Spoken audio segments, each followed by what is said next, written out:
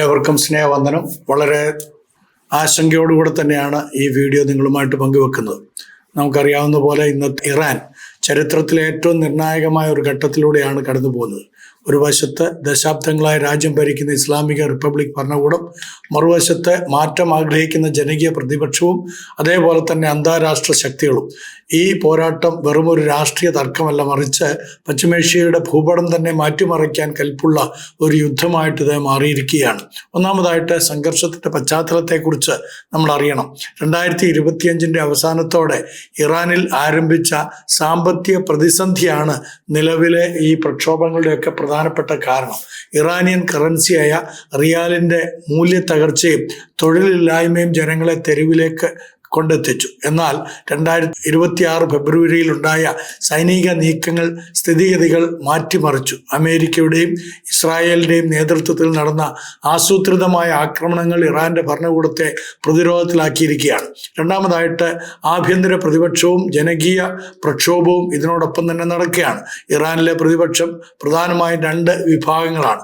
ഒന്ന് ജനകീയ പ്രക്ഷോഭകാരികൾ, രണ്ടാമതായിട്ട് യുവാക്കളും തൊഴിലാളികളും അടങ്ങുന്ന ഈ വിഭാഗം സ്ത്രീ ജീവിതം സ്വാതന്ത്ര്യം എന്ന മുദ്രാവാക്യം ഉയർത്തി തെരുവുകളിൽ പോരാടിക്കൊണ്ടിരിക്കുകയാണ്.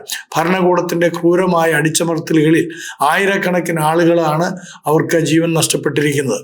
അങ്ങനെയുള്ള റിപ്പോർട്ടുകളാണ് നമുക്ക് വന്നുകൊണ്ടിരുന്നത്. പ്രവാസി പ്രതിപക്ഷം അതാണ് മറ്റൊരു ഗ്രൂപ്പ്. വിദേശ രാജ്യങ്ങളിൽ കഴിയുന്ന ഇറാനിയൻ നേതാക്കൾ രാജഭരണം തിരികെ കൊണ്ടുവരണമെന്ന് ആഗ്രഹിക്കുന്നവർ മുതൽ ജനാധിപത്യം ആഗ്രഹിക്കുന്നവർ വരെ ഈ കൂട്ടത്തിൽ ഉൾപ്പെടുകയാണ്. മൂന്നാമതായിട്ട് അന്താരാഷ്ട്ര ഇടപെടൽ. അമേരിക്കയും ഇസ്രായേലും ഇറാന്റെ ആണവ കേന്ദ്രങ്ങളെയും സൈനിക ആസ്ഥാനങ്ങളെയും ലക്ഷ്യം വെച്ച് നടത്തുന്ന ആക്രമണങ്ങൾ യുദ്ധത്തെ പുതിയ തലത്തിലേക്ക് എത്തിക്കുകയുണ്ടായി. പരമോന്നത നേതാവ് ആയത്തുള്ള അലി ഖമേനിയുടെ മരണവാർത്ത പുറത്തു വന്നതോടുകൂടെ ഭരണകൂടം വലിയൊരു നേതൃത്വ പ്രതിസന്ധി നേരിട്ടുകൊണ്ടിരിക്കുകയാണ്. ഈ യുദ്ധം ഇന്ത്യയെ എങ്ങനെ ബാധിക്കുമെന്നാണ് നമുക്ക് അറിയാനായിട്ടുള്ളത്. ഇറാനിലെ ഓരോ ചലനവും ഇന്ത്യയെ സംബന്ധിച്ചിടത്തോളം അതീവ നിർണായകമാണ്. പ്രധാനമായും 4 മേഖലകളിലാണ് ഇതിൻ്റെ ആഘാതം നമുക്ക് പ്രകടമാകുക. ഒന്നാമതായിട്ട് ഊർജ്ജ സുരക്ഷയും എണ്ണവിലയും. ഇന്ത്യയുടെ പ്രധാന എണ്ണ സ്രോതസ്സുകളിൽ ഒന്നാണ് പശ്ചിമേഷ്യ.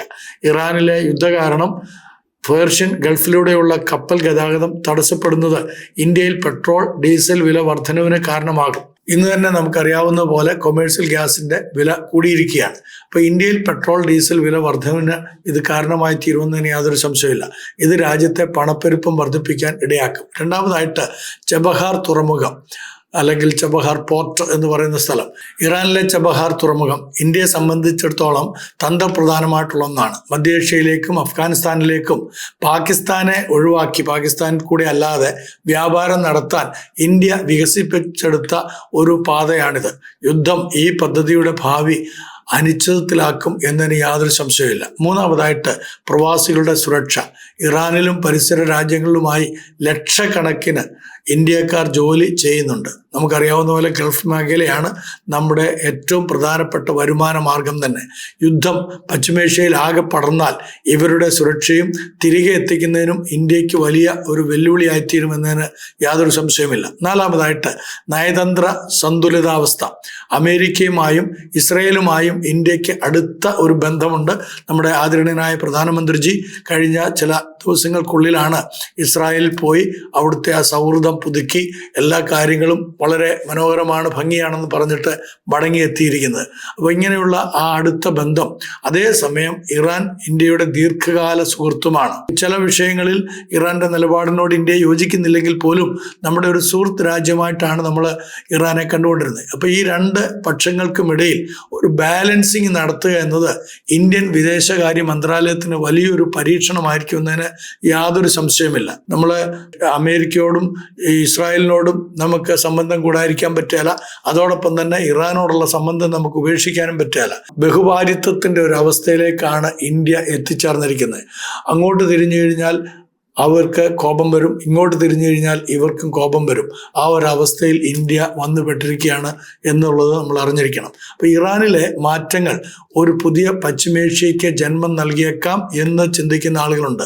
ഇത് ജനാധിപത്യത്തിലേക്കുള്ള മാറ്റമാണോ അതോ കൂടുതൽ അരാജകത്വത്തിലേക്കുള്ള പോക്കാണോ എന്നത് വരും ദിവസങ്ങളിലെ നീക്കങ്ങളെ നമ്മൾ വീക്ഷിച്ചെങ്കിൽ മാത്രമേ പറയാൻ സാധിക്കുകയുള്ളൂ.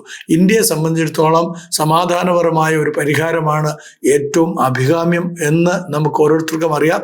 അതുകൊണ്ട് നമ്മൾ ഈ യുദ്ധം എത്രയും വേഗത്തിൽ അവസാനിപ്പിക്കേണ്ടതിനായിട്ട് നമുക്ക് പ്രാർത്ഥിക്കാം. യുദ്ധം ഒന്നിന് ശാശ്വതമായ പരിഹാരമല്ല. അതിൽ നിരപരാധികളും നിഷ്കളങ്കരുമായ അനേക കുഞ്ഞുങ്ങളും പ്രിയപ്പെട്ടവരും ഒക്കെ കൊല്ലപ്പെടും. അവരുടെ കുറ്റം കൊണ്ടല്ലാതെ തന്നെ പല ആളുകളും അനാഥരാക്കപ്പെടും. പല ആളുകൾക്കും ജീവിതത്തിൻ്റെ എല്ലാ ഗതികളും മുട്ടും. അപ്പം ഇങ്ങനെയുള്ള സാഹചര്യങ്ങളൊക്കെ ഒഴിവാക്കപ്പെടാനായിട്ട് സമാധാനത്തിൻ്റെ കർത്താവ് ദേശങ്ങളിൽ സമാധാനം അയക്കേണ്ടതിനായിട്ട് നമുക്ക് മുട്ടിപ്പായി പ്രാർത്ഥിക്കാം. കണ്ടുമുട്ടും വരെ നന്ദി, നമസ്കാരം.